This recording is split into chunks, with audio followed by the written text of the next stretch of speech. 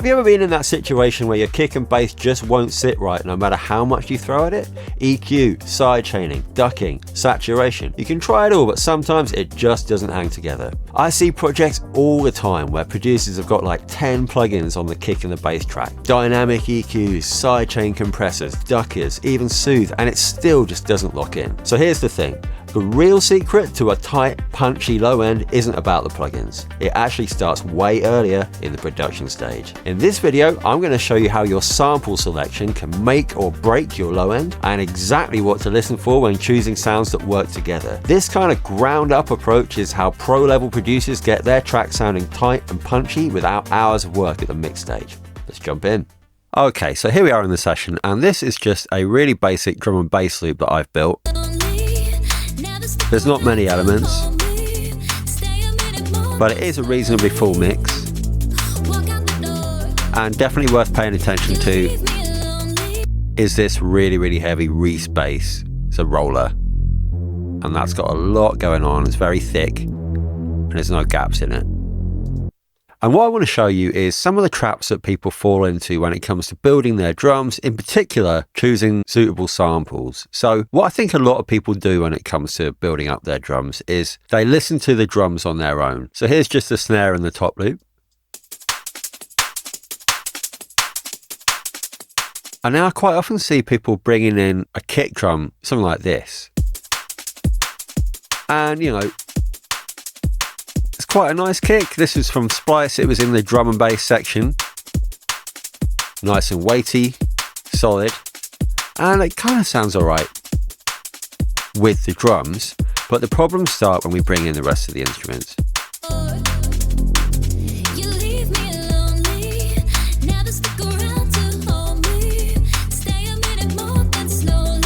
And it just loses all of its power. It becomes sort of dull and lifeless and flat, and that is mostly to do with masking caused by the bass. So what I then see a lot of people do is try and fix it. Yeah, so we can pull in a compressor, yeah, and with a loose attack we can sort of bring out the click, helps a bit. Maybe we'll pull in some EQ, bring out the click and a bit of the fundamental. And then the classic, throw some saturation on there.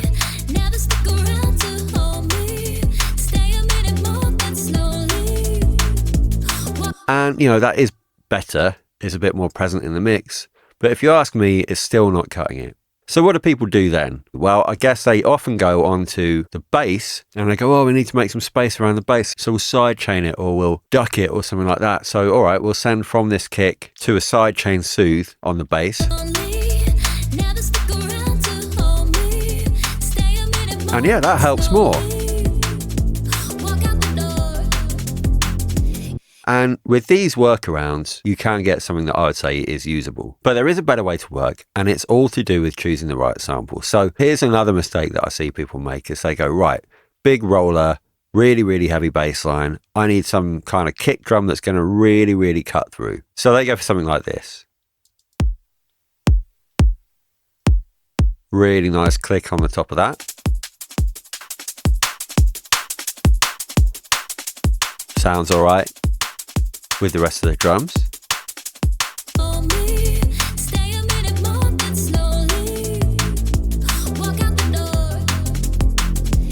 And then we bring in the rest of the elements and it sounds really weak. So what do? We try and fix it. We'll put in an EQ. Put some of that low end in. Then we might put a decapitator in.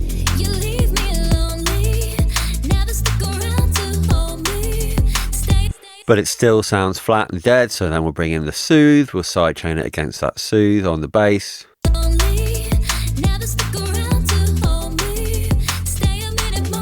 And again, you end up with something that's sort of workable. But what will really make the difference is seriously considering the whole track from the ground up when it comes to choosing your sample. So if I was looking at this track, I'd be like, right, big, heavy Reese bass, and that is occupying loads of the sub-region. Let's take a look at this.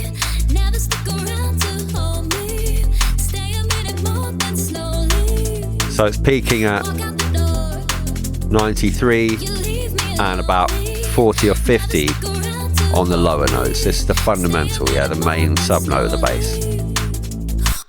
So what does that leave us for the kick drum? Well, if we go for a subby kick drum, a really weighty kick drum with a lot of like sub energy in the sort of 60 to 80 hertz region, then we're going to have a massive build up of sub. It's going to be fighting with the bass. We're going to have to sidechain it. We're going to have to use sidechain Soothe, and it's still probably going to eat up a load of headroom. So the sub on the kick is not going to work. So instead, I'd look at maybe getting a kick with a lot of energy in the sort of 100, 130 hertz range, where you'll find a lot of the kind of punch and smack of a kick. It's a kind of frequency range that if you're in a club on a really nice sound system, that's what sort of kicks you in the chest, whereas the sub is what's making the floor rumble. So with that in mind, I got back on Splice and I found a third kick drum that sounds like this.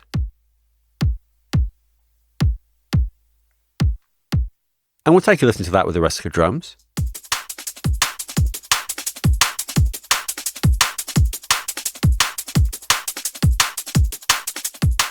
Now I'll take a listen to that with the rest of the track.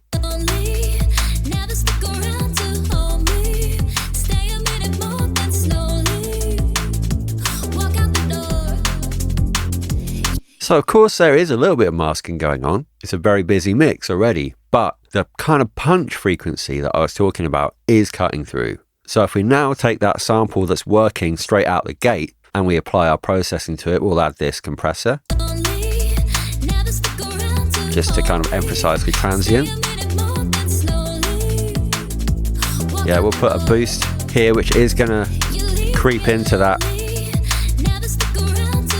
punch region. That's a little bit of high end on it.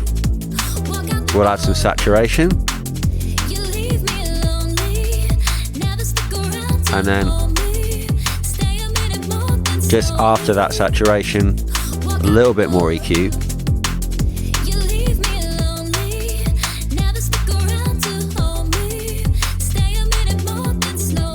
Scoop out a bit of mud.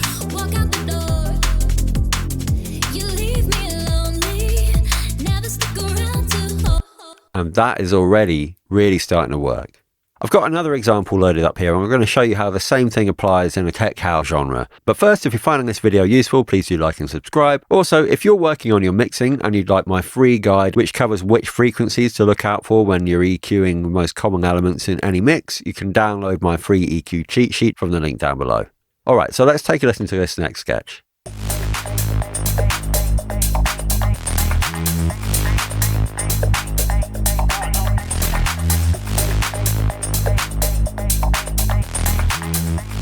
So yeah, kind of tech housey vibe here. And let's take a listen to the kinds of kicks that I encounter in the mixes that people send me. So here's the drums. And we'll bring in a kick.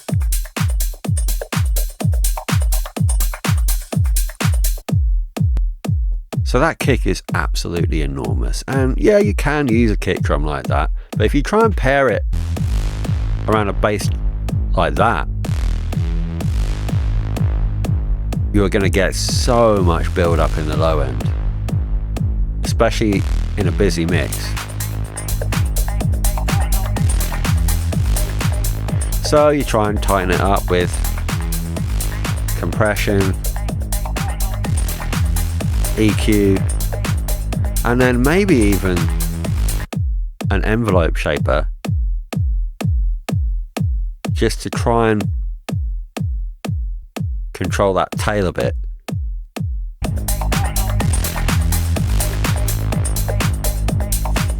But it just sounds messy, you know? So maybe we'll put a kickstart on.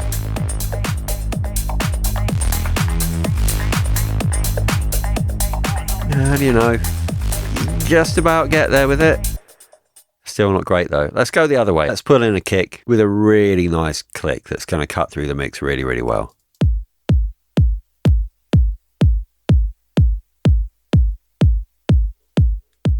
All well and good.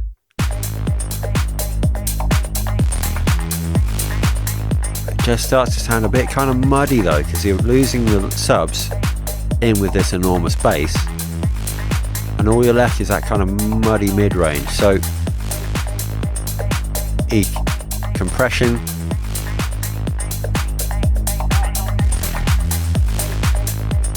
Now that's thumping.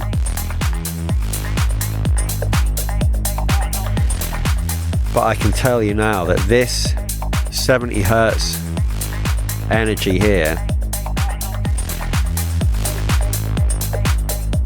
is really going to clash with the subs down here in this bass line.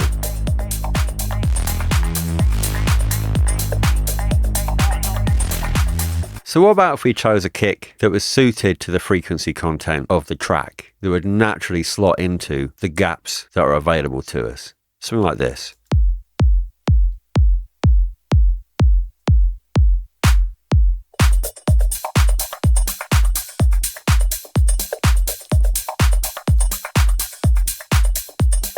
It's working.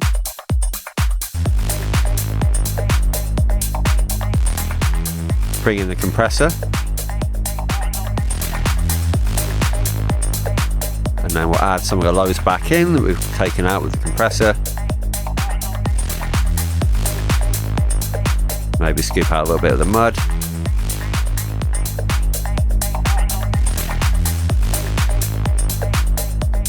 Really nice and solid that.